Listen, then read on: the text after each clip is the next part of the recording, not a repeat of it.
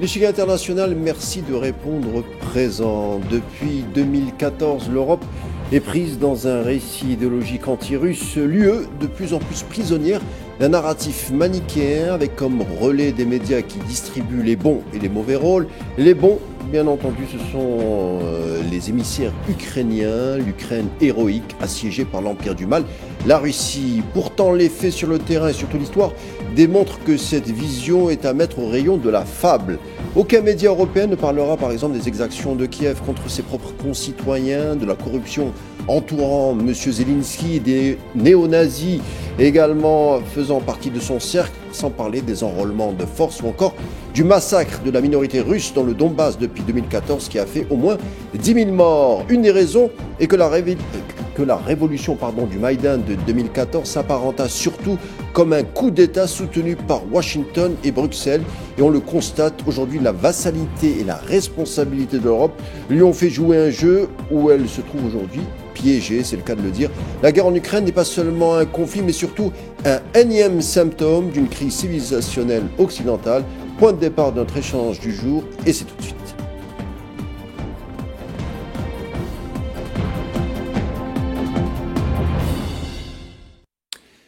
L'Europe, donc prise dans le piège néoconservateur avec parfois des répliques en interne. Pour parler de tout ça, nous recevons Karine Béché-Golovko, politologue, juriste et enseignante. Bonsoir madame, merci d'avoir répondu présent. Bonsoir, merci à vous de votre invitation. Alors Karine Béché-Golovko, vous êtes franco-russe. Si on voulait d'abord avoir votre avis dans un premier temps concernant la situation politique française, 6 gouvernements en 3 ans, président Emmanuel Macron allergique aux résultats des urnes, la majorité ne gouverne plus en France, c'est le cas de le dire. Quel diagnostic faites-vous, vous en tant que franco-russe, de la démocratie française ? J'ai peur que la démocratie, si on regarde ce qui se passe en France du point de vue des juristes, n'existe plus, puisque la démocratie, c'est le principe de la gouvernance de la majorité. Or, nous voyons très bien, et les résultats des dernières élections parlementaires, ensuite la constitution de gouvernements instables, puisque justement, ne tenant pas compte de ces résultats électoraux, montrent que Macron, qui est un émissaire des élites globalistes, cherche en fait à gouverner la France avec une minorité contre la majorité, ce qui explique en fait l'instabilité gouvernementale que nous voyons. Donc c'est assez inquiétant, mais c'est aussi assez rassurant. C'est-à-dire que les élites globalistes, finalement, ne peuvent pas utiliser les règles démocratiques pour gouverner les pays. Elles, quand elles sont trop minoritaires, elles peuvent utiliser l'illusion, comme elles l'ont fait jusqu'à présent, en s'infiltrant dans les partis politiques, en montrant patte blanche, en faisant semblant de jouer le jeu des partis politiques. À partir du moment où l'illusion tombe, ce qui est le cas en France aujourd'hui, le problème est qu'elles n'arrivent pas à gouverner. Mais elles n'ont pas non plus la force pour décréter la fin du régime démocratique, parce que pour l'instant, elles n'ont aucun projet qui serait plus ou moins acceptable à proposer. Donc, nous sommes face à une sorte d'impasse. D'un côté, une instabilité gouvernementale qui rappelle les affres de la Troisième et la Quatrième République, puisque finalement le temps de vie des gouvernements sous la deuxième présidence de Macron ressemble à peu près au temps de vie des gouvernements à cette époque. 8 mois et Et demi à d'un peu autre près, à part le cornu, hein. À part le voilà, gouvernement le cornu, Cornu c'est a huit fait mois et très demi. fort quand même parce qu'entre un mois et 24 heures, il est vrai qu'il a fait un peu chuter la moyenne quand même. Mais sinon, en moyenne, en étant très gentil, on va dire que ça y ressemble. Et d'un autre côté, on voit très bien que ces élites sont dans une impasse parce que finalement, on revient toujours sur la personne de Le Cornu. Il n'existe extrêmement aucun compromis possible autour d'une figure politique et de ce que nous voyons, manifestement, il n'y a aucun gouvernement en perspective. Le Conseil des ministres de demain est annulé, c'est-à-dire que la France se retrouve sans budget. Depuis 2022, 6 gouvernements français se sont succédés sous le mandat de Macron-Emmanuel. Lors des dernières élections législatives de 2024, le président Macron a nommé un gouvernement qui ne respectait pas les urnes, mettant d'ailleurs, et c'est un cas assez exceptionnel, c'est-à-dire qu'il a mis en porte-à-faux entre une opposition plutôt entre le législatif et l'exécutif, c'est-à-dire que c'est une minorité, vous l'avez expliqué, qui gouvernait la France. Mais quelle est donc cette minorité, Karine Béché-Golovko? Quels sont les noms? Comment gouverne-t-elle? Et surtout, quel est son projet politique? Ce qui est intéressant, c'est que dans cette logique, effectivement, nous ne sommes pas dans la configuration classique de la cohabitation que la France de la Cinquième République a connue antérieurement, c'est-à-dire lorsque nous avons un président qui est d'un parti politique et un gouvernement qui est d'un autre parti politique. Là, nous avons une confrontation directe entre l'exécutif et le législatif, cette confrontation étant de la responsabilité directe du président.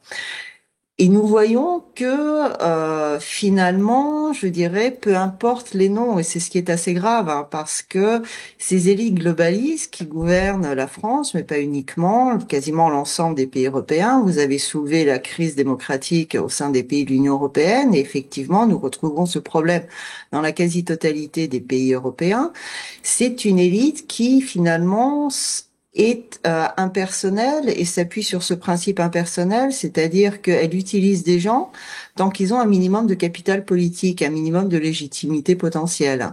À partir du moment où ils commencent à exercer, ils deviennent toxiques, donc ils sont remplacés par d'autres personnalités. Nous avons effectivement Macron, nous avons finalement l'ensemble du gouvernement, nous avons une grande partie des députés qui jouent ce jeu-là. Et c'est extrêmement dangereux parce que finalement, nous avons des institutions qui formellement fonctionnent, mais qui ne fonctionnent pas dans l'intérêt national, qui fonctionnent en utilisant les structures étatiques pour défendre des intérêts extérieurs. Alors, il reste un an et demi avant la future présidentielle en France. À vous écouter, on dirait que Macron aurait sonné le glas de cette cinquième République, dont un des fondateurs n'est autre que Charles de Gaulle. C'est en 58, suite d'ailleurs à la guerre d'Algérie et à l'instabilité de la quatrième République. Comment vous voyez ces futurs mois avant la prochaine présidentielle? Comment vous voyez le gouvernail Macron à travers les intempéries politiques qui forcément vont s'opposer à lui? Alors, tout d'abord, il me semble que malgré les manifestations géantes que l'on voit dans la rue, de gens qui manifestent avec des drapeaux français, qui demandent la manifestation de Macron, la démission, pardon, de Macron, Macron ne semble absolument pas du tout prêt à partir. Donc, il lui reste finalement deux options. La première serait de nommer un gouvernement qui soit conforme à l'Assemblée nationale, ce qui au moins permettrait de gouverner le temps qu'il reste en présidence. Mais cela le mettrait en situation de cohabitation et manifestement, les élites globalistes dont il incarne les intérêts ne sont pas aptes à accepter ce jeu, ne peuvent pas faire preuve de souplesse politique, à la fois en raison d'un calendrier intérieur, mais surtout en raison du conflit qui se déroule en Ukraine, où la France doit, selon eux en tout cas, jouer un rôle crucial afin de développer cette logique guerrière, ce qui permet en fait à Trump et aux États-Unis de faire semblant de rester derrière et d'être innocents. Donc, a priori, cette première option semble assez peu probable. Nous avons donc le risque d'avoir une succession de gouvernements instables, techniques, fades, ce qui va avoir un impact direct à la fois sur la crise économique française, puisqu'en plus d'une crise politique, la France, malheureusement, est également touchée par une crise économique profonde, puisque les politiques néolibérales étant des politiques anti-étatistes ne permettent absolument pas, et malheureusement bien est leur but, de développer une économie forte, puisque cela rendra un État fort. Un système global n'a pas besoin d'État fort, a besoin d'États faibles, justement, pour pouvoir les contrôler. Donc, il risque d'y avoir une forte période de contestation, de lutte intérieure. Et c'est justement à ce moment-là où l'on aimerait voir de véritables oppositions politiques, c'est-à-dire pas des marchandages pour savoir si je peux avoir un bon portefeuille, si je peux faire un peu ceci ou un peu cela, et surtout d'avoir aucune responsabilité. Ce qui serait appréciable, c'est d'avoir des oppositions et des partis d'opposition qui se souviennent qu'ils sont une opposition.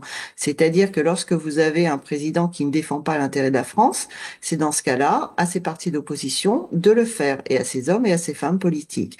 Et espérons qu'ils seront à la hauteur. Sinon, nous entrons dans une sérieuse phase de confrontation sociale, de confrontation politique, qui ne va pas servir ni le développement de la France, ni l'image de la France à l'étranger.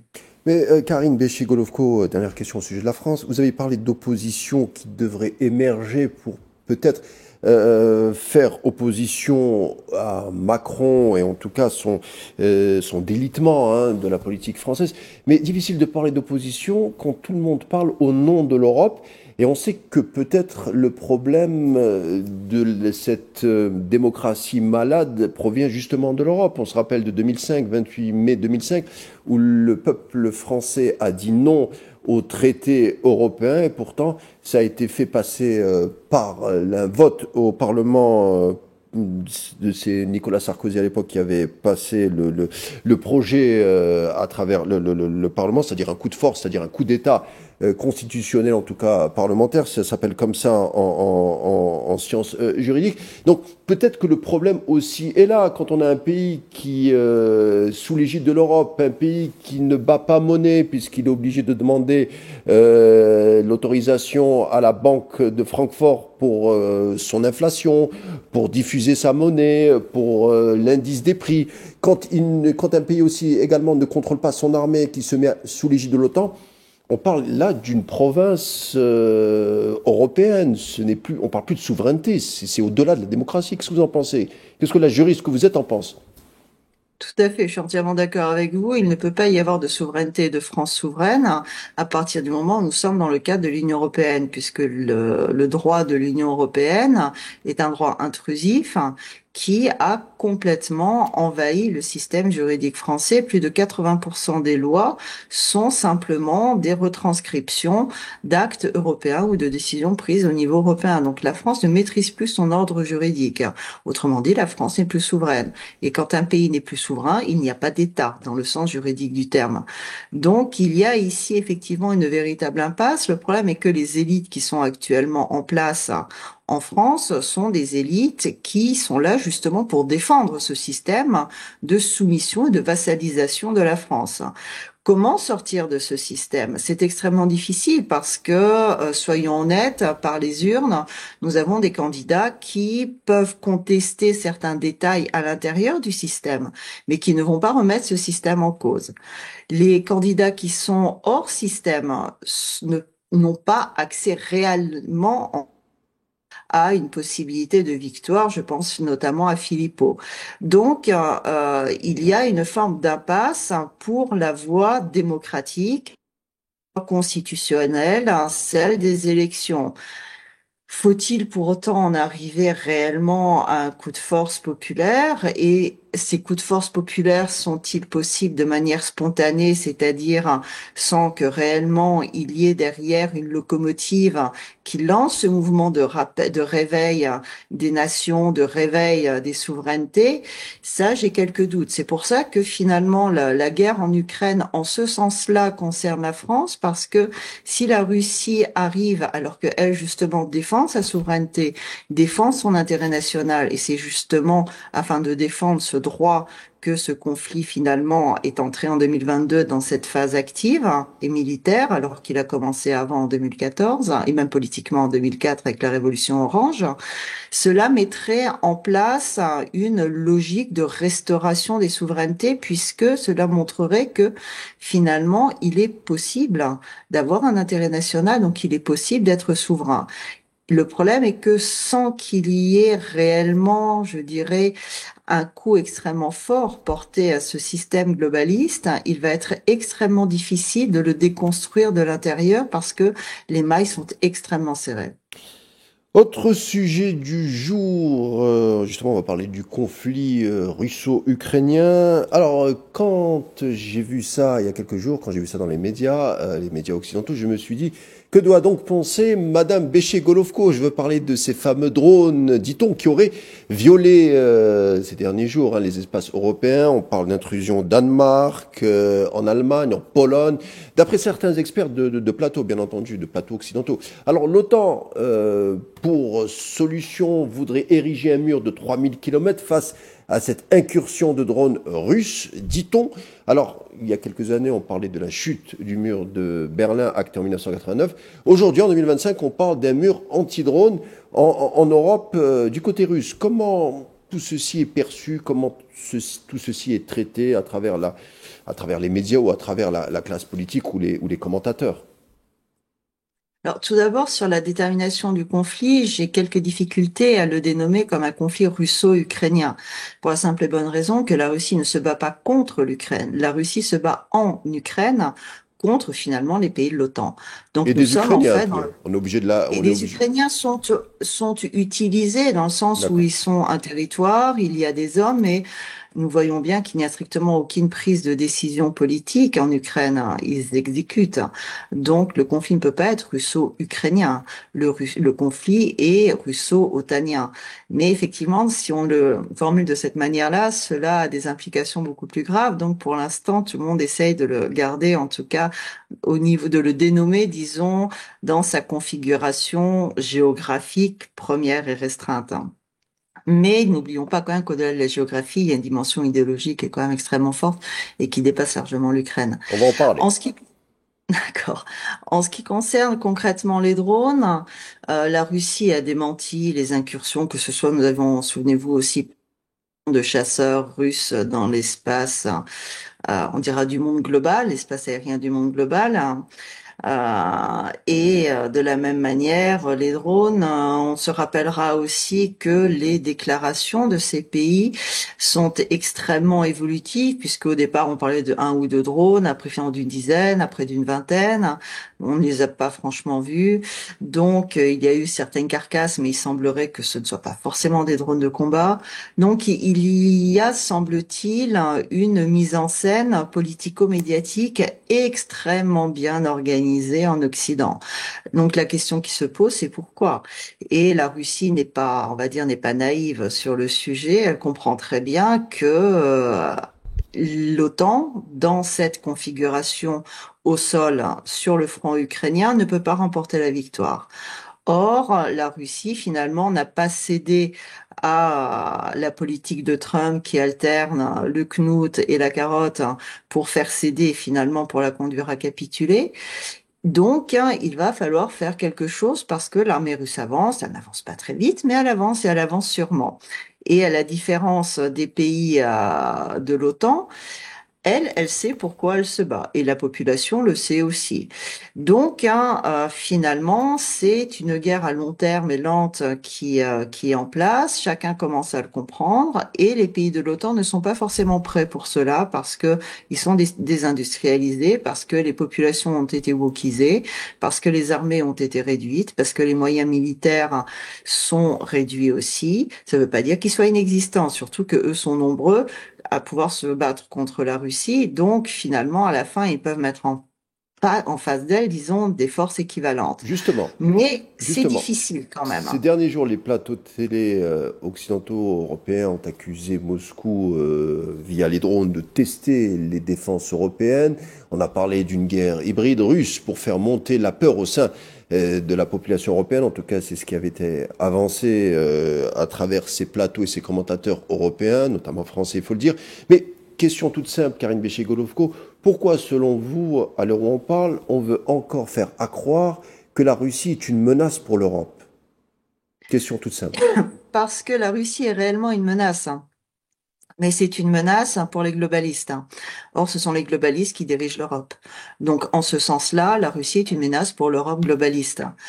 Et c'est pour cela qu'ils ne peuvent pas se permettre finalement de baisser les armes. L'Ukraine, ça n'est pas l'Afghanistan, ce ne sont pas du tout les mêmes enjeux qui sont en cause.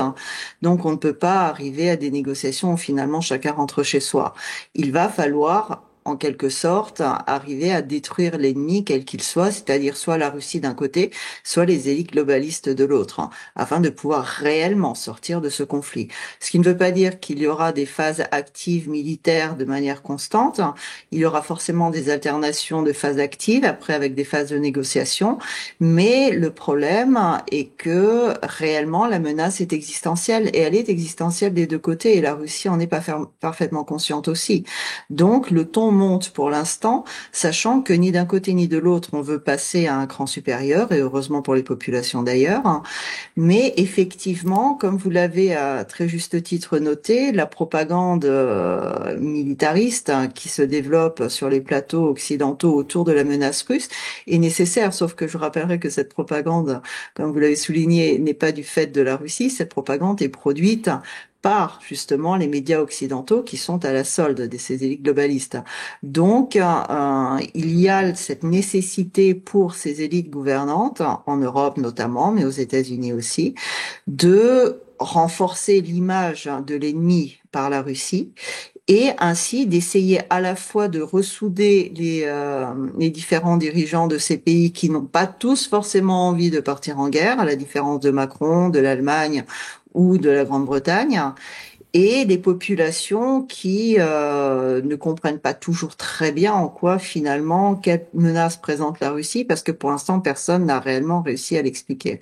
Donc il a bien fallu essayer de faire semblant d'envoyer des drones pour essayer de faire sentir un petit peu de mettre en scène ce que pourrait être une réelle attaque. Je sais pas si vous avez vu, mais aujourd'hui justement dans les pays baltes, en Lituanie, le pays a organisé, soi-disant, une fausse enfin une mise en scène d'une déplacement de population massif en vue de l'arrivée de Simulation. l'armée russe. Pourtant, Donc, ça serait amusant. pourtant, on en avait parlé en août dernier, où quand Trump avait rencontré le président Poutine en Corée, en Alaska, on s'est dit que peut-être le chapitre de l'opération spéciale ou du conflit en Ukraine était sur le point d'être clos. Aujourd'hui, le même Trump prévoit d'envoyer des missiles Tomahawk et parle d'autorisation de frapper en profondeur sur le sol russe. En tout cas, c'est ce que les médias américains ont fait fuiter. Comment vous expliquez ce changement à 180 degrés du président américain à l'endroit de la Russie? Il n'y a, à mon sens, en tout cas, aucun changement finalement. C'est l'interprétation qui est faite par les médias qui montre un changement. Je ne sais pas pourquoi il y avait une attente démesurée, et je me suis prononcée en ce sens-là dès cet été, parce que ce n'est pas parce que deux présidents se rencontrent que finalement la paix va être signée. Et la Il y avait question que se toute une pose, savoir symbolique. quelle paix. Pardon, mais Ah oui, il y avait toute une symbolique. Le président Trump reçoit Poutine en Alaska, il se serre la main, il justement. parle justement de tourner la page du conflit en Ukraine, qu'il fallait céder pour le futur. Enfin, il y a eu des déclarations, il y a eu même des rencontres entre le patronat américain et le patronat russe. Enfin, on avait l'impression, en tout cas, tout était mis en tout cas en place pour un rapprochement. Alors donc décryptons très très rapidement, si vous voulez bien. Rappelons quand même que l'Alaska, depuis que la Russie à l'époque impériale avait vendu l'Alaska et avait commis cette erreur stratégique, dirigeants ni de la Russie impériale, ni soviétique, ni de la Russie post-soviétique n'y étaient allés parce que c'est une honte. Enfin, c'est ressenti en tout cas comme tel en Russie. Donc justement, le fait que Trump ait reçu Poutine en Alaska, je ne suis pas certaine qu'au niveau de la symbolique politique, ce soit une très bonne chose. En ce qui concerne les relations entre les patronats, oui, sauf que les relations n'étaient pas franchement bilatérales, mais plutôt extrêmement unilatérales, puisque la question était de savoir comment les entreprises américaines pourraient investir en Russie. Et d'ailleurs, un pas avait été fait à l'égard d'Exxon. En revanche, rien n'a été fait pour la question d'investissement des entreprises russes aux États-Unis. Et comme nous le voyons, finalement, la question était de se voir à combien, finalement, la Russie allait vendre l'Ukraine pour finalement, derrière, devoir céder. Et heureusement, effectivement, ça n'a conduit à rien parce qu'objectivement, ça ne pouvait strictement conduire à rien. On peut régler des détails techniques, des échanges de prisonniers. Il faudrait peut-être finir par régler aussi la question des relations diplomatiques entre les deux pays et la question des propriétés diplomatiques immobilières russes qui sont toujours spoliées par le pouvoir américain, et c'est pas difficile en fait à lever ça, mais bizarrement Trump ne le fait pas non plus. Donc il y avait beaucoup de discours, et oui, c'était une mise en scène, c'est-à-dire que quand on ne peut pas faire capituler l'ennemi sur le champ de bataille, on essaie de le faire capituler dans les couloirs. Dans Ça n'a pas marché. L'entourage de Trump l'a répété, vous allez me dire, je n'en crois pas mot, mais même durant sa campagne présidentielle, en disant que la guerre en Ukraine n'était pas sa guerre et qu'il fallait accuser ses prédécesseurs, c'est-à-dire Biden et Obama. On a du mal, c'est vrai, à l'heure actuelle, de parler de différences face à aux prédécesseurs de Trump au sein de la Maison-Blanche Donald Trump sur le sujet russo-ukrainien. Qu'est-ce qui s'est passé? Alors, cette expression, effectivement, que ce n'est pas la guerre de Trump, on l'entend aussi parfois en Russie, est une expression quelque peu surprenante. La guerre n'est pas une question de personne, c'est-à-dire que nous ne sommes pas face au Moyen Âge, à deux suzerains qui se font la guerre entre deux régions proches pour savoir qui va gagner. Et s'il y a un changement de suzerain, dans ce cas-là, ça change, ou entre deux entreprises commerciales. Trump est un président. Autrement dit, c'est un pays qui est en guerre contre un autre pays, les États-Unis, qui sont en guerre contre la Russie. Donc, c'est forcément sa guerre s'il est président. Et nous voyons que la logique institutionnelle, il ait voulu aller plus loin, qu'il ait voulu aller moins loin, peu importe, de toute façon, il n'a pas le choix. Le seul moyen pour lui de sortir de la guerre qui se déroule entre les États-Unis et la Russie, et c'est pas la question de Biden, d'Obama ou quoi que ce soit, c'est la question du pays, parce qu'il y a des élites derrière, générales, qui soutiennent cette politique. Et donc, cette politique continue indépendamment du changement de président, puisqu'on le voit. La question, justement, là, est idéologique. Elle n'est pas simplement politique.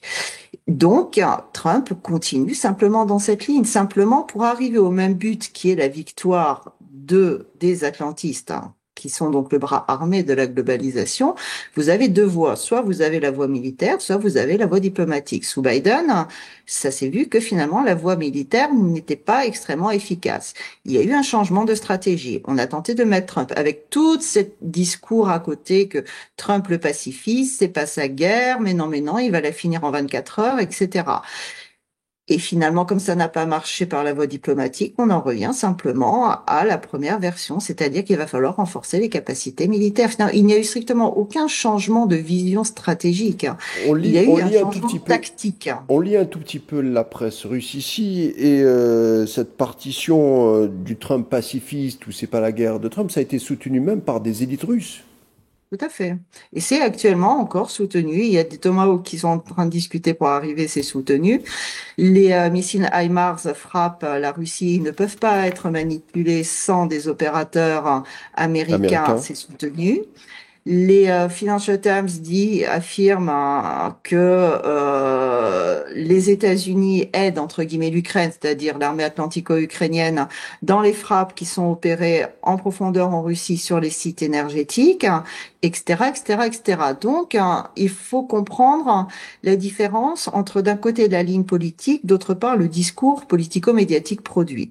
Actuellement, la Russie met toute la responsabilité sur l'Union européenne, qui est d'un côté vassale, et depuis quand des vassaux peuvent-ils prendre ce genre de décision, et d'un autre côté l'Ukraine, tout en reconnaissant que c'est un État virtuel qui n'existe plus. Donc la Russie n'est pas stupide. Donc c'est vrai que accuser a priori, si vous voulez, un vassal et un État qui a chuté de prendre ce genre d'initiative, ça peut paraître en soi complètement ridicule. La décision et la ligne est en fait beaucoup plus profonde et beaucoup plus politique. Il n'est pas actuellement dans l'intérêt de la Russie de formaliser officiellement une confrontation directe avec les États-Unis, justement parce que c'est là-bas que se prend réellement la décision. Ce qui permet de laisser, pour l'instant, une certaine souplesse, certaine marge de manœuvre, d'éviter de monter en flèche une confrontation directe. C'est, en fait, si vous voulez, la seule explication logique que l'on puisse trouver. Donc, on se reste derrière un Trump qui de toute façon dit tout et n'importe quoi, mais qui finalement, dans les faits, a annoncé également il y a quelques jours, au même moment où il était extrêmement déçu de ne pas avoir le prix Nobel de la paix, que de toute façon, avec l'OTAN, il renforçait l'approvisionnement d'armes en Ukraine. Donc, il y a d'un côté ce discours produit qui a des finalités politiques précises, éviter une surenchère qui aille trop vite, trop loin et qui échappe. D'un autre côté, il y a une réalité et la Russie en est parfaitement consciente et c'est pour ça qu'à côté de ce discours gentil de Trump le Pacifique, il est bien précisé que pour l'instant les relations sont au point mort, elles existent formellement, mais elles sont au point mort, qu'il n'y a strictement aucune rencontre prévue. Souvenez-vous aussi que pour faire gober l'Alaska à Poutine, Poutine, Trump avait plus ou moins accepté de venir à Moscou. Pour l'instant, personne n'en reparle, en tout cas du côté américain. Poutine a relancé la question, silence radio en face. Donc, Sur- il y a un certain, si vous voulez, partage à faire entre le discours produit et la réalité politique derrière. Alors sur le terrain, la guerre, en tout cas, les armes ne se sont pas tues avec un fait assez inquiétant, la centrale nucléaire de Zaporizhzhia qui serait sous attaque ukrainienne. L'AIEA, si prolixe pourtant à l'endroit de Téhéran il y a quelques semaines, on constate en tout cas aucune réaction vis-à-vis des hommes de Kiev, alors qu'on sait que le responsable de l'AIEA, M. Grossi, a été dans les parages, mais n'a pas dit grand-chose quand on lui a on l'a un peu secoué en lui disant pourquoi vous ne parlez pas des hommes de Zelensky qui peut-être sont sur le point de provoquer une catastrophe nucléaire. Il a dit nous ne savons pas d'où viennent les feux qui visent justement Zaporizhzhia. Un commentaire. Vladimir Poutine a très bien souligné justement cette hypocrisie de l'AIEA, rappelant que comme la Russie contrôle la centrale, elle n'a strictement aucun intérêt à se tirer dessus. Et ça, Grossi le sait parfaitement. Cela montre une chose, c'est que tous ces organes internationaux aujourd'hui ne sont plus des organes internationaux, c'est-à-dire entre les pays, entre des pays souverains. Ce sont devenus malheureusement des organes permettant là une certaine gouvernance globale et ils sont au service d'une certaine idéologie. Et leur instrumentalisation les décrédibilise totalement. L'AIEA devient une caricature. Le problème, c'est que si le Conseil de l'Europe est complètement ridicule, je dirais, bon, ça n'est quand même pas très grave, on va survivre sans la CEDH. Mais par contre, les risques, effectivement, comme vous le soulignez, en ce qui concerne l'AEA, c'est un risque de catastrophe nucléaire. Donc, lorsque Grossi refuse finalement de mettre l'armée atlantico-ukrainienne au pas, et le problème est que cette armée n'est pas réellement ukrainienne, elle est ukrainienne par les hommes, mais les formateurs sont et les instructeurs sont des ressortissants des militaires des pays de l'OTAN, tout comme la décision de savoir où l'on tire. Donc, le problème est que Grossi n'a absolument pas du tout ni la volonté ni la capacité politique de demander globalement à l'OTAN d'arrêter de tirer sur la centrale de Zaporozhye. Et ça montre bien la limite de la possibilité d'action réelle de ce genre d'institution. Alors, Madame Béché-Golovko, on arrive à la fin de notre discussion. On a parlé de l'affaire des drones, on aurait pu parler des menaces de Zelensky, de l'économie russe qui se porte plutôt bien, comme le secteur des engrais azotés et la dépendance à l'agriculture européenne. L'armée atlantico-ukrainienne semble être dans l'impasse avec une perte d'avantages sur le terrain. Il ne reste plus que l'étape de l'implication directe des troupes otanesques. Est-ce que vous pensez que ce scénario est dans le domaine du possible ? Alors, les troupes sont déjà en place, mais elles le sont de façon non officielle. La question de savoir, un, est-ce qu'il serait possible d'officialiser? Et deux, est-ce qu'il serait possible d'envoyer massivement des hommes? Pour l'instant, je ne pense pas que l'opinion publique dans les pays européens soit prête à cela. Les États-Unis n'enverront pas directement et officiellement des troupes directement puisqu'ils se battent sous drapeau en fait Merci. des pays européens. Donc, pour l'instant, il y a une forme de statu quo, c'est une forme de rapport de faiblesse Très bien. et qui joue en la faveur de la Russie. Voilà, en guise de conclusion, signé Karine Béché-Golovko, politologue et juriste. Merci pour vos éclaircissements. Je vous dis à bientôt. Merci à vous. L'échiquier international est fini pour aujourd'hui. Merci de l'avoir suivi. Bonne suite des programmes sur A24 News et on se dit à demain.